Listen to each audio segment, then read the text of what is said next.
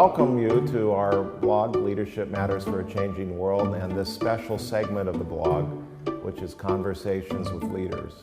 And I'm really excited today to be able to have a conversation with a really special young man, one of our former students, Anderson Sainci. And I look forward to having this conversation with Anderson today, and look forward to you being engaged in this conversation as well. I think you're going to learn a lot of interesting things, and I've been wanting to talk with Anderson for some time, and I'm really happy that he's agreed to be a part of our vlog today. So I want to welcome all of you, and Anderson, I want to welcome you to this vlog, and thank you for your willingness to chat with me for a bit. Now, our audience here, what they don't realize is we've known each other a long time, but they might not all know you. A lot of our viewers are alums, as are you. So remind me, I'm getting a little older, remind me, you graduated probably, you have 2 degrees from us, an undergraduate and graduate degree, but you graduated 7, maybe undergraduate degree 7 years ago, 8 years ago? 2010, and then 2012 with my master's. Now you're showing my age a little bit. So you graduated in 2010 as your undergraduate degree, and then you had a master's here, an MBA, or MAC, a Master of Arts in Communication, if I remember right. So that's 2012. Holy smokes. Yeah, time goes by fast. You're having fun, huh? You're 30. You're 31. I won't say. You're 31. You're right at that. You're right in there. I mean, okay, so I met you here. Okay, 2010, you started as a student you came onto campus fall of 2005, 6, something like that? Correct. All right, so what brought you here? What brought you to the university? So originally, I would say faith brought me here, you know. It's not like I went on a map and said, hey, let's go to Dubuque. I think God had a perfect plan for me, and I just had to follow. And also, it would help that I had an older brother who was out here as well. So I had an older brother who was here wrestling, and I had an older cousin who was here playing football. If you remember Warner Bellius. Warner was your cousin? Yeah. He was a free safety for us. He was an amazing football player. He was from... Immokalee. Yeah, he played like a year or 2 in Tennessee. Was he from... No, he played in Immokalee, then he played football for the Hawkeyes. For the Hawkeyes, that's right. He returned punts and kickoffs, and he was good. He was I didn't realize he was your cousin. And your brother? Yeah, older brother who was out here, and he wrestled here. His first name? Mark. Yes. Mark Sainci. Yes. So here from where? So originally Florida. So we all came here from Florida. What part? Lakeland, Florida, Polk County. Yeah. Right there in the middle. Well, that's a long way from Dubuque, Iowa. So how did your brother get here? You, in a way, followed your brother, but how did you all get here? Yeah, so sports was a key for all of us, I would say. My older brother wrestled. Of course, Warner was an amazing football player, and I wrestled in high school as well. And as we all were searching for college, again, I just think faith led all of us here. You know what? So John McGovern, Coach McGovern was coach then. It still is. Still the coach, amazing coach. He's been here a long time. So, well, wrestling's a tough sport. I mean, and that's one of the things I really like about it. It's requires an awful lot. It's discipline. You have to develop a strong emotion because nobody likes to lose, but we all lose. You got to recover, you know. So when did you start wrestling as a kid, just out of curiosity? So I started off my freshman year in high school, believe it or not, and there's a funny story behind that. I was actually heading over towards the basketball tryouts, and I remember the wrestling coach just standing right outside the wrestling room watching me walking by, and I was like 4 or 5 with long hair, and he looks at me and he said, "Hey kid, you'll never make the basketball team. Come over here and wrestle." And I was like, he's probably right. So I went out and wrestled, and he was recruiting for a 103-pounder, and I just picked up wrestling ever since that. So what is it you liked about it? Wrestling, as you mentioned, it teaches you a lot of things. Number one, it teaches you about hard work, dedication, the times where you're alone and you have to cut weight. It's a mental thing that you just have to overcome.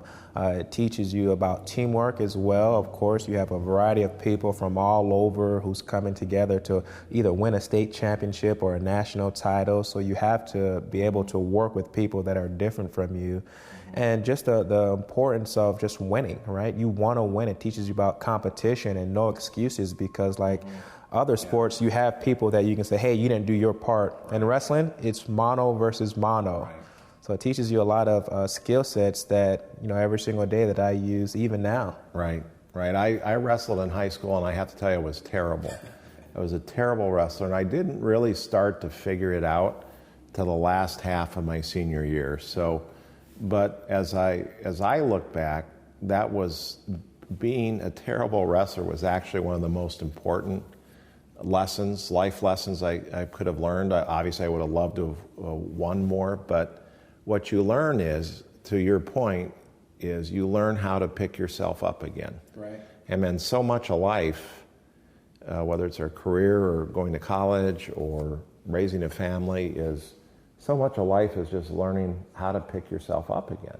I mean, that was the great takeaway for me. And in addition to the discipline and the hard work and, working through, perseverance and all of that, but just learning how to pick yourself up again. And it just adds too, when you have like the right leader who is trying to teach you these skill sets and develop you. And every morning the coach or that leader is teaching you how to get up and grind every single day, right? Yeah. Which is something that I think so many people need to just learn how to get up every single day and just go after your goals. Right. Now, when you came here, so you came in 2006, so we had some, we still do, but we had some really good wrestlers in those years. Was Josh Terrell, was he part of your cadre? So Josh, Evan Brown, Jake Durbin, Mark Schultz.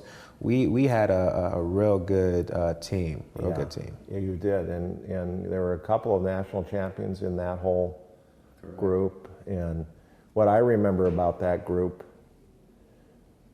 just as a team, was that you were a very tight-knit group, and I remember you all being, just very disciplined. I'd see you around together, and it seems like there were a lot of friendships that developed from those years together. Is that held true? Have you kept in contact with a number of those guys? Yeah. I think a lot of us still stay in contact every single day. Like Josh Terrell is one of my best friends. Really? Godfather of one of my children. So we stay in contact at least every other day. We're talking. And now he and Tina, they're back is he in Des Moines? Des Moines.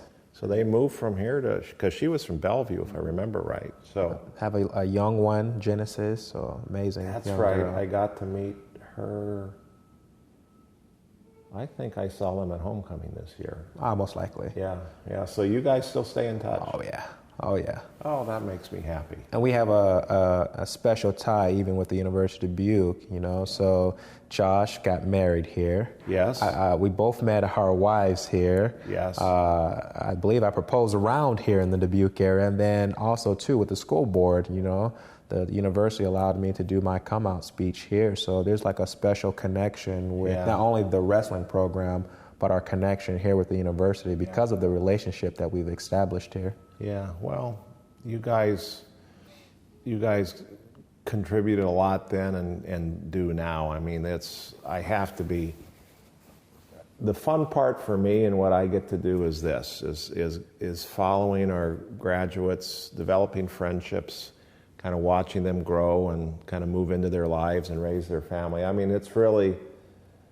That's the privilege for me, and there are just so many. And I think of, you were wrestling here, so what else were you involved in when you were here on campus? So wrestling, I was involved in different organizations, Black Student Union, Phi Beta Sigma fraternity, was involved in SIFE, Students in Free Enterprise. At that time when it was called SIFE, I believe it's called something different now. I still call it SIFE. I've forgotten the name of it. It's something, something business related. Yeah. So as many things that I could be involved with that I was passionate about, I tried to get involved with when I was here. Yeah. I was thinking, Were you a business major? I was a business Yeah, major. Yeah, so you would have been in this building a fair amount after it was built. You were one of the first group of Correct. students in this building. So when you think back, tell me about some of your favorite professors. Who are some of the people you remember when you were here? Well, there's a lot of people that actually kind of like stand out. So the first one would probably be Lawrence Mozingas. Yeah, he's a personality. Yeah. He just had an amazing personality, and it wasn't until after I graduated where it really hit me what he was trying to teach me. So you just have to remember, I come from Florida, very diverse community. You just surround yourself around so many people. Where you move to Iowa, and it was kind of like, it was a little different, I would just say that. So say more about that. What was that like? So it's different because of the culture, right? So meaning Iowa is still a little behind when it comes to recruiting and retaining a diverse group of people and making sure that they feel welcome and included. Right. So when I got here, Mozingas was always on a lot of our cases, like, hey, you have to outwork that individual. Like, you have to get up every single day and do this. And I used to be like, hey, dude, why are you on my case, right? And it never really hit me. He was just trying to teach me not only about, local competition, but global perspective that, hey, as an African-American male, life is not easy, right? And you have to want it, and you have to go and get it every single day. And it wasn't until after I graduated from college that I was like, okay, I got what he was trying to teach me a long time ago. So you've got your high school wrestling coaches teaching those kinds of lessons. You're experiencing that, I'm sure, with your family, and we'll talk a little bit about that, or I want to talk about that. You're experiencing that in the classroom, so it's not the wrestling room, it's Correct. The classroom now. So that's a wonderful lesson. I know when I started seminary, so after college I went to seminary in Pittsburgh, and it's as odd as it sounds, culturally it was a much different environment than I'd grown up in. I'd grown up in a rural area, a small town. And though I was at seminary, it was pretty diverse actually in those years, but it wasn't so much the different ethnicities, it's just the community itself was so different. Mm-hmm. It was really, really a tough, my first 6 months, I was lonely, I felt out of place, I didn't quite, language patterns were different. Right. And so, that's just me, and that's just kind of a little tiny deal. I can't imagine what that must be like when you're moving from Lakeland. So you've got how many were in your graduating class? Oh, we have a few hundreds in our graduating class. Yeah, and probably very diverse. And so that was the air you breathed. You probably, I'm imagining that's just what you knew. You didn't think anything about that. So when you come here, how does that, you mentioned it's a challenge, but help people who wouldn't have any sense of what you're talking about, kind of dissect what those challenges are, even the most, what might to you seem just sort of small things. What is it like for a person to make that transition? Because we have students from Florida, from Saudi Arabia, from Europe, from Texas, from all over the country. What is it like for a student to transition into this environment at the university, but also into the larger Dubuque community? Right, I think that's a great question. So just imagine a good example would be if you're so used to getting a haircut, and when you move to a place and there's no place for you to get a haircut, or there's no place where you can get your favorite potato chip or candy bar, right? You would begin to think, like, what's wrong with this community? Right? So one of the things that I did, and I think a lot of people, you have to figure out how to adjust in any environment that you're not accustomed to. And it doesn't mean you have to lose yourself, right? I think a lot of people, when they move to different places or a different organization, you feel that, hey, maybe I have to keep me out of the organization, my values. Like, no, bring you in. That's what makes the community so good. That's what makes organizations so good. And there's an opportunity now for you to either create awareness, like, hey, I used to always get a haircut, now I can't find a place to get a haircut, and either someone will start it or you can do it. or you can just begin to create awareness with other people just about, hey, this is what makes me feel included, makes me feel a part of something that's larger, and it just creates an awareness for everyone. Right. Right. Now, see, I'm a child of the 70s, so the solution was just not to cut your hair. Not to cut your hair. Nobody cut their hair. I mean, it was awful. I mean, you look back at pictures back then, it was... We're still looking for those pictures of you with the long hair. Since you bring that up. A long time.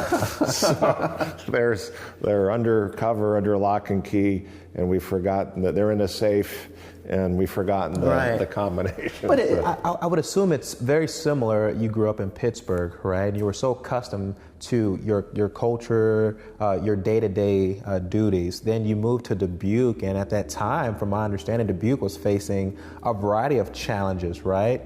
And you had to bring, what did you experience even when you got here? Right. Well, I grew up in western Iowa, southern Minnesota was my kind of emotional home. And so I had 126 students in my graduating class. Wow. And people have a hard time believing this, but in those years, your ticket to freedom was the day you got your driver's license. And so in our county, we had one stoplight in our entire county. In the entire county. Wow. That's how small it was. And, so it was very small, a large farming community. And I knew I wanted to leave. In fact, my wife and I were talking this morning, and I'm like, I can't believe my mother let me do this. But when I was 16, my best friend and I, we'd saved our money, and we were saved our money to go to football camp. But this was 1976, the summer of 1976, so the bicentennial of the country. I wanted to see Washington, D.C.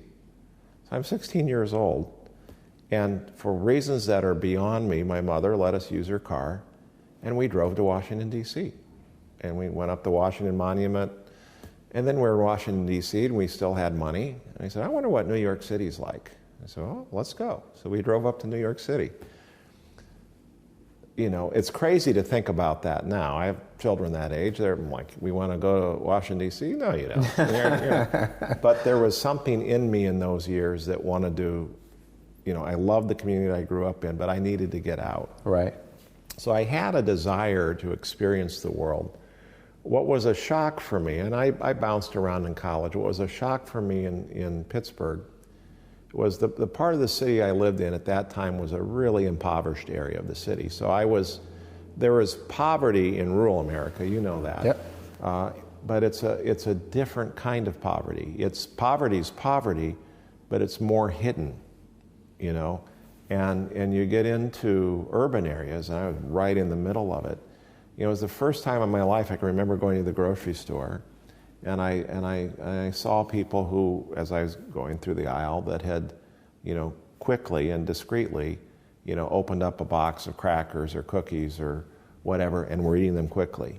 It was the first time I'd come face to face with a person who I didn't know, but was, in order to survive, was eating. It was illegal and all that, but they were hungry and they needed to eat. And so it was a very lonely time in my life. I was the only... we lived in a residence hall. I was one of the few people that stayed over the weekends, so it was just because I wasn't from there. Right. So I had 2 friends from Africa and me. That was basically it. And so for the better part of a year and a half or 2 years, on the weekends, it was just the 3 of us. And so I had a friend from Kenya, and a friend from Cameroon, and me, and we'd do things together. We didn't have any money, so we'd go out to the mall just to watch people. And I think we had money to buy an ice cream cone or something like that. But what it taught me was the food was different, the culture was different, language patterns were different, words were different. I call it a rubber band, they would call it a gum band. I would vacuum the floor, they'd hoover the floor. I mean, there's all these things that are different. And you go through kind of a transition where you just sort of feel out of sorts. It's like I don't belong. And yet, for the most part, the congregations I served and everything, for the most part, not completely, pigmentation-wise, looked like me, but I just felt out of sorts. And it took the better part of 2 years for me before I really started to feel like I belonged. And so when I experienced that here through our students, I have enormous admiration for our students who, at a very young age, I was in my early 20s then. I was a young man, but at a very young age, you think about the courage it takes to hop on a plane and fly here or drive here, oftentimes sight unseen, very few friends, new surroundings. For you, weather. I mean, first time you experienced something below zero. First time I ever experienced snow. Yeah. So I just think if you can make it through that time, somehow that makes us better leaders, because I think we're more empathetic. I think we're more caring. I think we're more sensitive to people who come after us. I mean, has that affected you that way? Yeah, I would also say too, even when we think about the sports analogy, right? We all have goals in life that we want to achieve. I think it's important for you to always understand your goals and understanding how does the things around me either get me closer to it or take me further away from it. And as you move to different communities, and as I moved to this community, I had a goal to graduate. It wasn't to be like the best wrestler. It was I wanted to graduate and have a better life. And I just knew, the people that I was surrounded with, it can either bless you or curse you. So when I got in, I'm very social. Yeah. I just no had friends. kidding. I didn't know that. That's a reveal today. So no. That's the most important thing. From day one. Yeah. From day one. Yeah. So you find the people that you cling to, that you share common goals and value with. And like you said, although we're all different, we come from different places, that's something that brings us all together is our values, right? We find a common value, common goals, and although we argue and debate, that value and those goals will keep us together and has kept now all my fraternity brothers, has kept all of us together for a long, long time. That makes me happy. That makes me really happy, actually. So, okay, everybody's got a story. I had the advantage of having met your mother. Yeah. So, we've talked about the challenge of you coming here, your brother coming here, and that whole transition, how hard it was on you. But I'm a parent now, and I'm thinking of sending my children a long ways away from me. That had to have been really hard on her. Tell me about your mom. I mean, she's got to be a strong person. Very, very strong. So my mother, she came to the U.S. from Haiti, by herself on a ship. And when was this? I couldn't even tell you. My mom has tried to tell me these stories many times, and the world is so busy, so you try to comprehend and still try to do your day-to-day jobs. But from what I know of my mom, she came on a boat by herself to get to her mother. Her sister also was on the boat but died because of hunger and just trying to make it to the U.S. to live the American dream. But I didn't have some of the experiences as probably your normal average kid, where your mom and dad visit the school, you talk to teachers, you get a sense. Literally, once my brother left and he didn't get to visit with my mom, she just said, hey, you're going to go follow him. And at a young age, my mother just taught me some important values of faith, family, and community. And it's really tough love, She just believed that, hey, this is what God is calling you to do. And she just sent me here. And she didn't help me with financial aid. I had to figure all those things out, like navigating the college experience on my own, and a little help with my brother because he was trying to figure it out. But she would constantly just stay honest, just saying, hey, remember your values, remember what I taught you. You don't have to be like, Joe Schmo, just be you. And at a young age, I always had to work to provide for either me or my family. And one of the crazy experience that I had was after graduation on that day. And imagine this, you're sitting down and you finally made it. You finally made your goal of I'm about to graduate. all of my friends and peers, they had their grandmothers, their mothers, their fathers, even dogs and cats. And I'm like, whoa, my mother couldn't even come watch me graduate. And it's not because she didn't want it to, but she couldn't afford it. So poverty was a serious thing in my family household. And my mother called me that day and she was crying and she said, you know what, I'm so sorry that I can't be there for you, but don't forget your values. And it wasn't until years later when, for the first time, my mother was coming to Iowa to visit, to host an event in the community. And I called a friend, actually emailed a friend, maybe like 2 or 3 o'clock in the morning, and hoping that he would read that email. And I said, hey, my mother's coming into town. Can you please do the graduation ceremony again? You know, I just try to see if that would happen. This person emailed me back probably a few minutes later and said, you got it. And that person was you. And I remember walking up the stairs here into your office, and my mom's like, whoa, this is the school you went to? And people coming around and saying, hey, this is your son. This is what he's been able to do. And of course you say it, but I don't think my mom really comprehends like the things that I've been able to accomplish in this community because of the values that she taught me. And I remember as we were walking up the stairs to come see you, she started reminiscing and crying again, like, hey, I'm so sorry again that I missed it. And that's when you walked out with the form in your hand and did it. And that just made her day. Yeah, well, it was a privilege for me. First of all, I'm wondering what both of us are doing up at 3 in the morning. So nothing bad. We were working or praying or something. But all the above. All the above. But I remember that vividly. You had your children were with you, and your mom was there, and yeah, that was a special moment for me. And yeah, she said she is an amazing woman, but I mean, how do you, I mean, that story has to be shared. I mean, there are a lot of, she's your mom, and she really, you think of the strength, the inner strength she's got to get you and your brother to that, to part with your children is very difficult.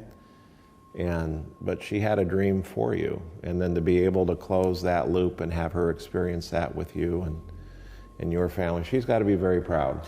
She's beyond proud, and I think as a parent myself with 3 amazing kids currently, you know, that's one of the things that keeps me up at night also, right?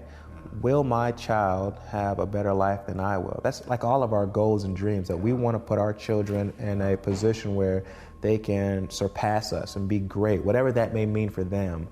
And it's one of the things I think about, like, how can I continue to put my children in the best position where they can be successful, so I can one day have that experience where I'm crying and saying, wow, it was all worth it. Well, it's coming. I mean, how old? Your kids are how old? I have a 7, a 9, and a 5 right now. So you're in the thick of it. You're in the thick of it. So probably what, second, third grade, first, second grade, kindergarten coming up, close. Kindergarten coming up. One is going to be in 4th, and my daughter is going to be in a 2nd, and life just goes by so fast. You realize in 8 years you're going to have somebody graduating from high school? Don't rush. 8 years. 8 years. It's scary to even think about. Yeah. Well, put me on speed dial. So when you have one of those moments where you need to be talked off the ledge, call me. Oh, right? I will do that in a heartbeat. I've got a friend in Des Moines that speed dial. He has said, you're going to need this. He told me this. He said, you're going to need this, and so call me. I'll talk you off. And believe me, I've called them. So there you go. You got to have people. I'm going to remember that for sure. Because it's a challenging time, and it's, as you know, it's a formative time. Part of the challenge of being a parent is we react often out of fear. Correct. Because we're old enough to know what can happen, and so much of formation and growing up is you have to experience a lot of it on your own, and it's a fine balance as a parent to know, okay, I'm fearful, but they also have to learn some hard lessons. Correct. So how are you teaching your kids? I'm just curious, because you have 3, you've been in the game, as we say, for a while. Yeah. So kids these days, they're no longer just competing with people in the U.S., right? Now everyone's talking about a global perspective. So what advices are you giving to your kids about, hey, you got to compete globally now? Like, I'm trying to take some advice now so I can prepare my kids. Yeah, well, you reach a point where you say if you had it to do over again, but that's not a useful thing to think about. But first of all, the stunning part for me is same DNA, how different each one of our children are. They're just different, and you have to learn how to parent differently for each one. It's always harder being the oldest, I think, because what we forget is parents are learning how to. We don't just know how to be parents, you know. So it's often harder on the first one. I have found that part of being a decent parent, a good parent, is having other people who have been through it that you can just talk to. And in talking to other people, where I might think we're at a critical moment here, they're like, just take a step back. And so the wisdom of our elders is really critical. I think in helping kids in today's environment, every generation thinks the generation after them are slackers. They do. That's just the way it is. What I have found is young people learn differently today than they learned when I was their age. And so they pick up a lot of information from the internet, from YouTube, so there's a lot of self-teaching that goes on. And I think what I'm aware of now that I wasn't even maybe 5 or 10 years ago is young people are much more aware of the world around them than I understand. Mm-hmm. The key is, I think, to compete is kind of back to wrestling in a way. It's the basics. How do you instill a good work ethic? How do you instill a sense of an ability to pick yourself up again? How do you instill a sense of compassion? How do you instill a sense of love? What we talk about in our household is, and our kids are involved in athletics, is there are only 2 things you can control. That's your attitude and your effort.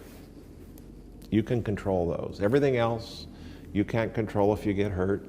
You can't control if the weather's bad. You can't control if the other team or the other wrestler is better than you, but you can control your attitude and your effort. And I think those are kind of 2 fundamental life lessons that transcend whatever's happening around us, whether it's competing in Dubuque or competing in the state of Iowa or competing nationally or internationally. If you've got a good attitude, if you put forth a good effort and have a good work ethic, you're going to be okay. You've got to be prepared, but you're going to be okay. I think that's probably the 2 most important lessons I hope we're teaching our children. And so speaking of attitude and effort, and I don't want to end before we've talked about this. So here's this young, recent college graduate school graduate, young African-American kid from Florida, lives in Dubuque, and suddenly I hear he's running for the school board. Yeah. What is that all about? Tell me, how did you get to that point? Something triggered that desire? In your faith tradition and from your family, and I hope some of the things you learn here, you understand the importance of service. But why the school board? Well, how did that happen? Well, I think everything that I do is about serving, right? And I think it comes from that foundation of my faith and believing that someone came to serve me and risked his life for me, and that's what I am called to do for others. And it's not something I push on people, but I wear it proudly. And so I try to model that as well. And when it came to just running for school board, first of all, I work in government, so again, government is about serving the people. Some may disagree with where we're at now, but it's still about serving the people and what's best for people and not your self-interest. So at that time, people were coming and talking to me and saying, hey, we think you would be a great fit for the school board. So people believing in you and seeing something probably in you that will be better for the community, And sometimes you don't think about it because you're so focused on your goals. But how old are you at that time when people are coming to you? So let's say I was around in my late 20s. That's pretty. Yeah, late 20s. And I think it also came because of my passion. People will see your passion, and when you're so focused on the work and serving others, people will come to you and ask you, like, hey, you would be good on a board, or you would be good serving on this commission. And at that same time, you're developing and sharpening skill sets. So when I decided to run for school board, I had to go talk to 3 people. Number one, the boss, which is my wife. Yeah, and good. I had to. I want to hear more about that. Yeah, I had to ask her, because in any politics, you never know where people will go and how they will try to use politics to either bring you up or take you down. So I wanted to make sure that, exactly. I wanted to make sure that she was on board with it. And was she? Originally, she was not, but she understood my passion and my calling. So what brought her around, you think? I think it was the calling aspect. We prayed about it, and my wife is one who is behind the scenes, and she is the one who will, just empower you from that aspect right there. She's okay, this is something you really want to do, and I see that you're passionate about it. I'm going to support you. So you two met here. We met here on the campus. And so faith is an important part of your relationship. It is the foundation. It is what keeps us together, what inspires us to keep pushing forward. So it's that glue, And again, it's not about our marriage alone. It's about someone who is gluing us together, and he gets the glory through our marriage. So the second boss was our current city manager. And I had to sit down with him. He's one of my mentors, and said, hey, is there any conflict of interest with this? And he said, no, I don't see any conflict, and I think you would be a great addition. How'd that make you feel? So the city manager, Mike, is very influential, well-respected person here in this community. He's done a wonderful job. So he's a good leader himself. So having a mentor and a person of his stature, affirm you that way, that had to have been pretty empowering. It inspires me whenever he shares with me knowledge, information, and he's very strategic thinker too. So he won't always just give you the answer. He will make you reflect and process things. But when he was very direct with me in that space right there, it gave me hope that not only did my wife believe in me, but someone that I aspired to develop his skill sets said, hey, no, I think you would be great. And then the last was just community members. I met with a variety of community members that I truly admire them, and their voice really matters to me, right? So when I asked them what their thoughts were, I know they were going to be the leaders who would tell me the real versus people that would tell you what you want to hear. Like, yeah, just go out there and do it. You'll be great. I wanted people who really knew me and would really give me their true opinion. And all of them said yes. So it's like, all right, let's see what happens. I remember one of them very clearly was my boss, my wife. I think met, if I remember right, you two had lunch together. Yes, we did. And because this was very important to her. So what did she, out of curiosity, what did she say? Because we share a very similar background in that way, and so Dana is very insightful. She prefers to be behind the scenes, like your wife, but she cares deeply about things, and so I'm guessing she had something to say. She had a lot of great words of wisdom just for me as someone who's also in politics, right? But like you said, behind the scenes, really. Number one, passion, right? She wanted to make sure that the reason why I was doing it is because of passion and not for self-interest. Number two, related to that passion, making sure that I had passion for all the kids and not the kids who are just doing very well. Right? We have a lot of kids in our community who are struggling for various reasons, and she wanted to make sure that I would also be a voice for those kids as well. And I assured her that I would, and I assured her through my experience growing up, right? Growing up poor, growing up single-family home household, growing up with a variety of different perspectives that I wanted to bring to the school board. So she gave me comfort right there. Yeah. And she also told me, too, the importance of finding common ground and building relationships with people. And it's always important to make sure that when you're meeting people, you make sure that they feel good. Yeah. Right? Because when you're in a political position, people can see you as this high person. Right. But she reminded me to stay at the Lord's feet and, you know, be as humble as possible. Yeah, that sounds like my wife. So, okay, you're on the school board, and you've been on several years now. Yeah, going on 3 years now. So what, there's an two observations I have about the school board. There's an old adage that goes, the hand that rocks the cradle rules the world. Which I've always thought is a pretty interesting phrase. I've always felt that, I really have felt, and I've talked about this publicly, that serving on the school board is the most politically important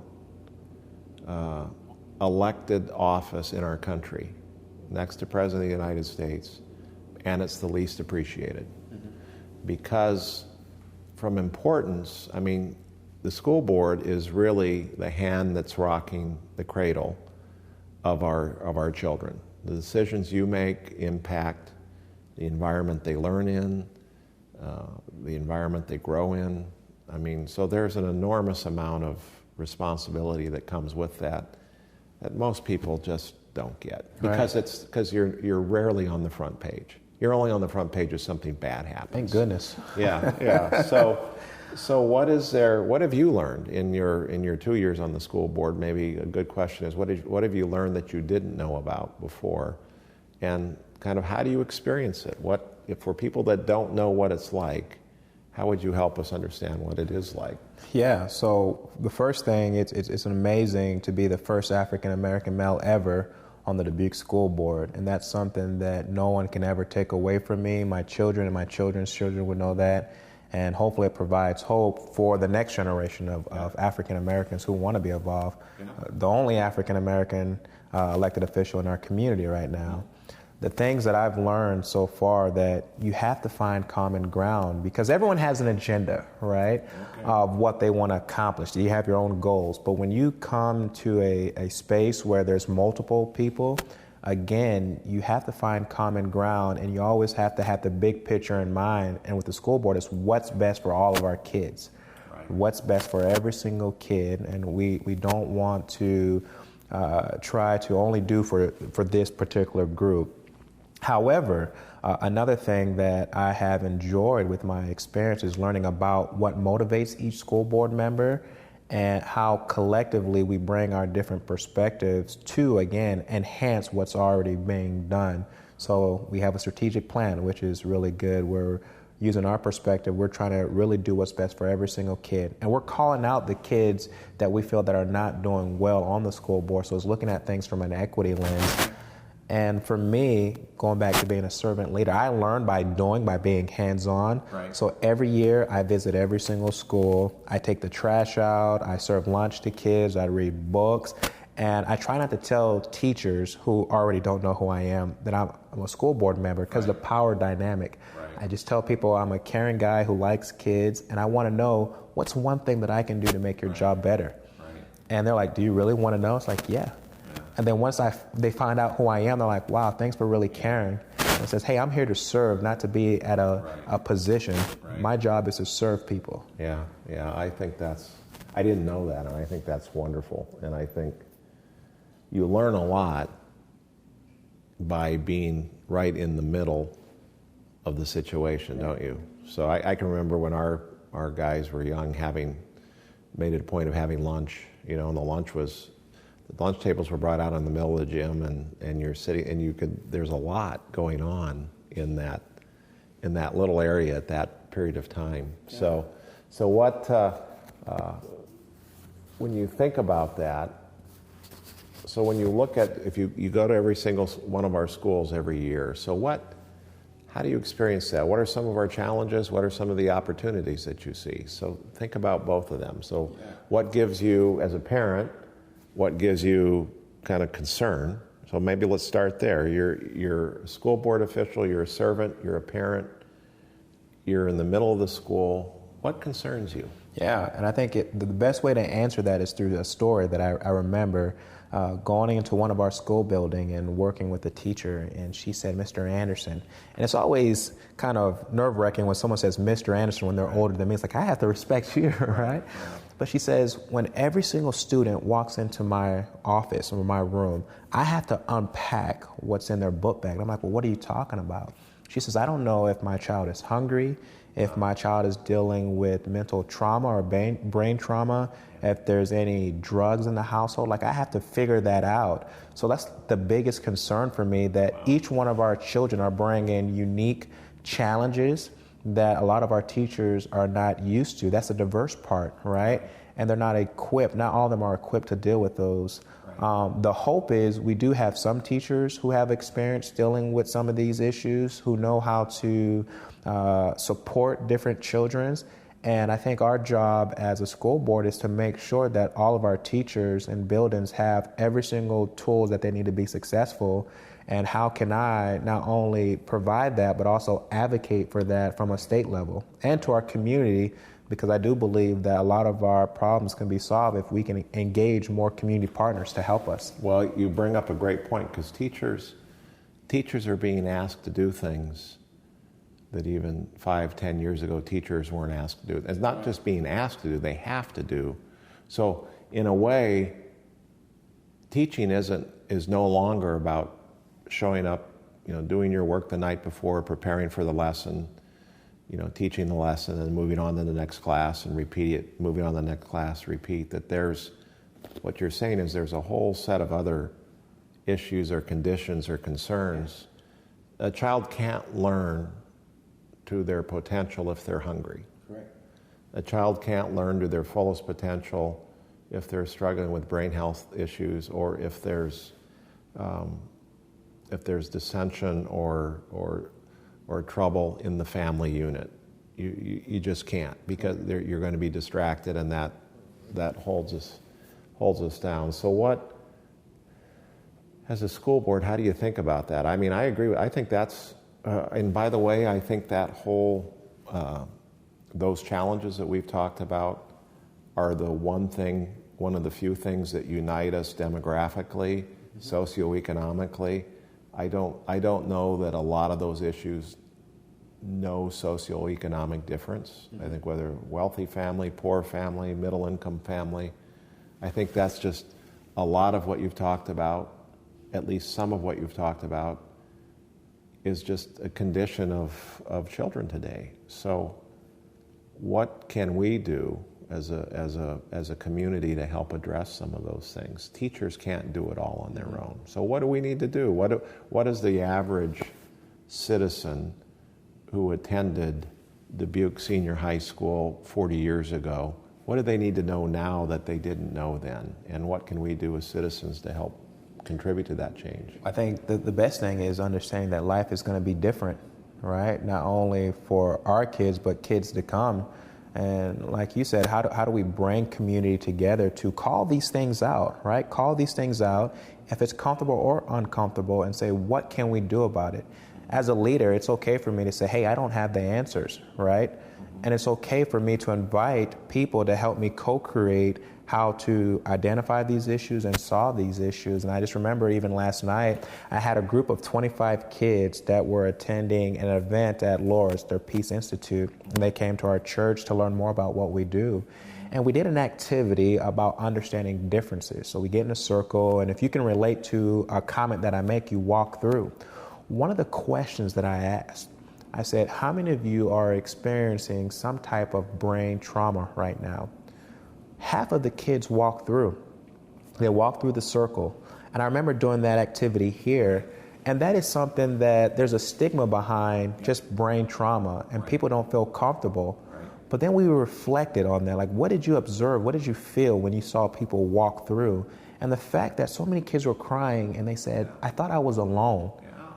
But now I see someone else is experiencing what I'm experiencing, right? So teachers are not alone. They're not the only one who are dealing with these issues. Right. And I think the more that we can come together as a community and process and reflect and identifying some solutions and put some data behind that, I think we can hopefully figure out how to make the community a better place in our schools. Right. When we, as you know, I mean, Dana, my wife, and I are passionate about brain health issues, and what we've found is just in our student body here, 25% of our student body come to us with a diagnosed brain health condition.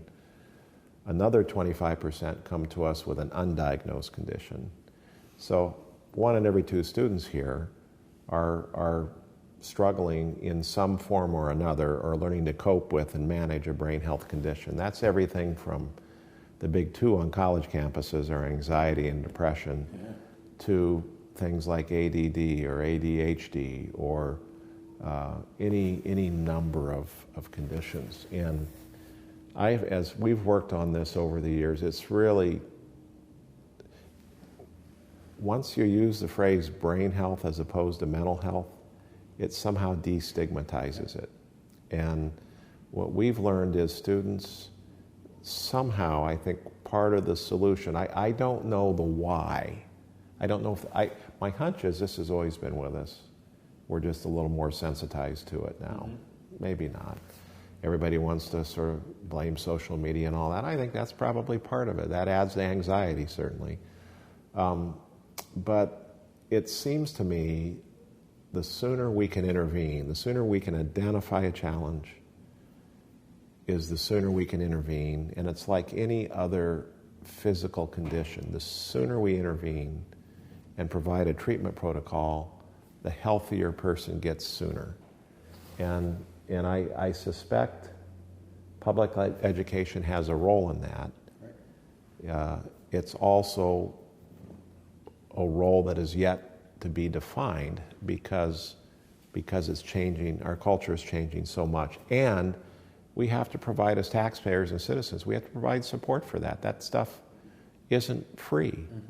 And I mean, what would, you experience that in the school system. That's a challenge that you as a community, as elected officials are working on. And I think that's something we need to share with you as a citizen, I need to be part of that solution.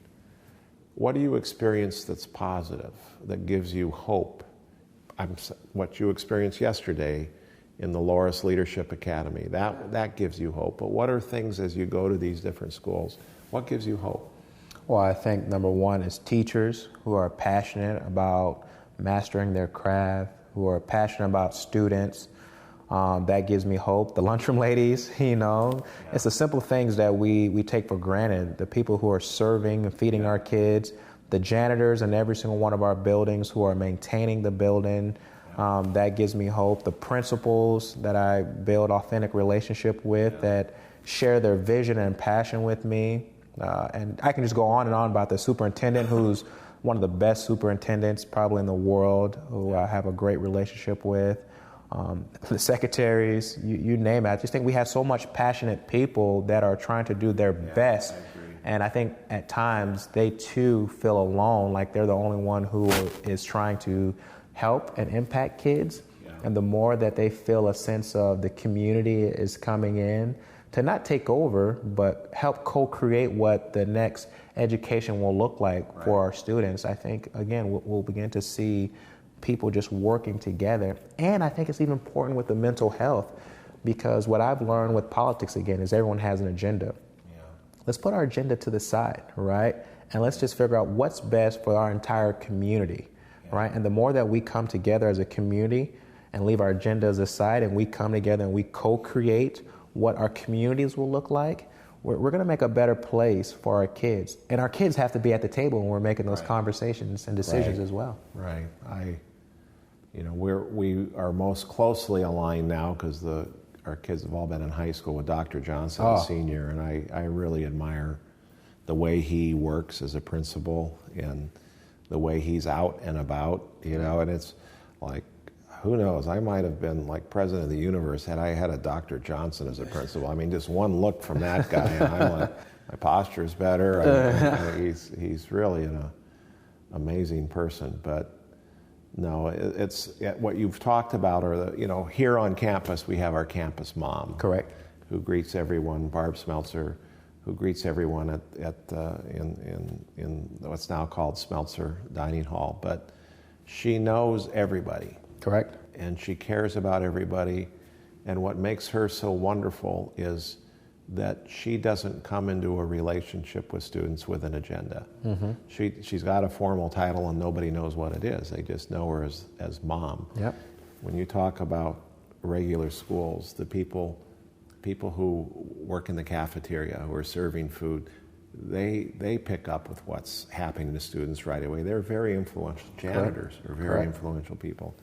And I think we often forget, I think it's a little trite now, but it does take a village. Correct. It takes a village, a community of people in that building that make it work. I can remember when our guys went to Bryant Elementary School, and the privilege I had, I was able to drop them off to kindergarten every day. That was when I wasn't traveling. That's what I did. And whether it was raining or snowing or cold or hot, every single day I can see, I won't use her name, but I can see the principal standing in the little walkway before the children got in the door, greeted every one of those kids on a first name basis, tapped them on the head.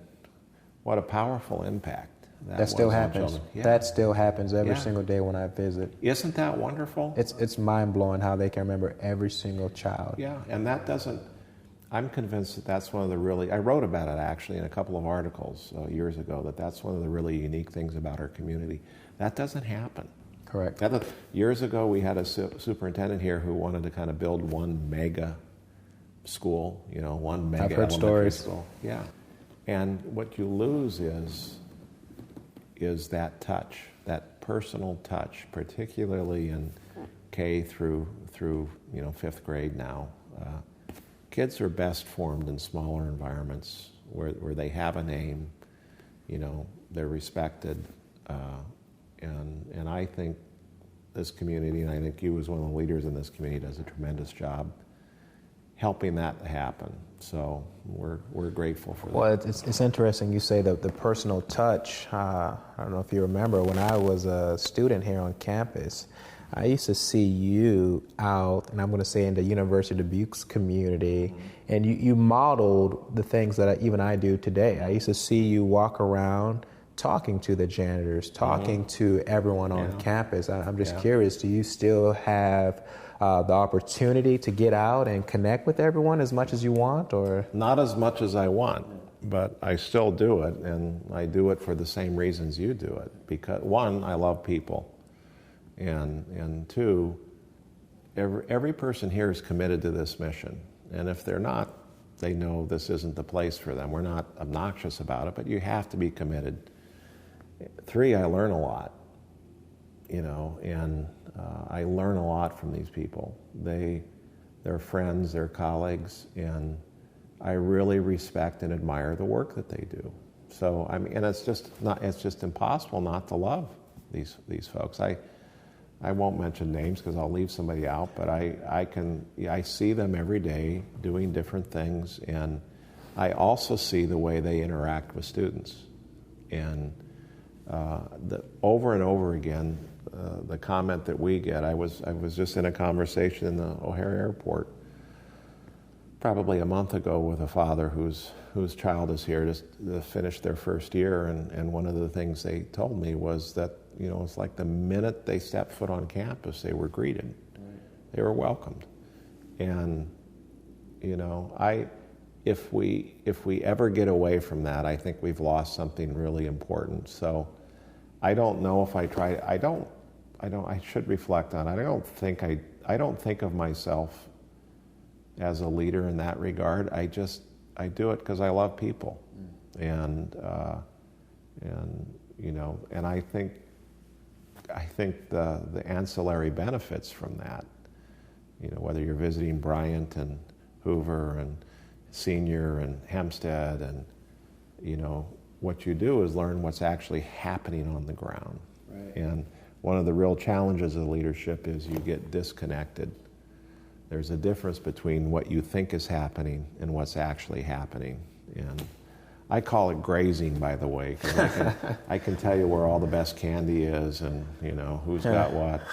It's fun for me. So Anderson, I've taken a lot of your time today, but I want to thank you. You know, I don't mean this at all in anything but a genuine way. But I'm very proud of you, and it's been a blessing for us, for Dana and me to know you personally. I think God has a plan for you being here as a student and as a leader in this community, and it'll be fun to watch how that plan continues to unfold in your life and in the life of your family. And thank you for just being one of our alums and for the good work that you're doing for our community. So I think we'll end it there. Say God bless you, and go Spartans. Go Spartans, for sure. Thank you. Thank you. Yeah. God bless.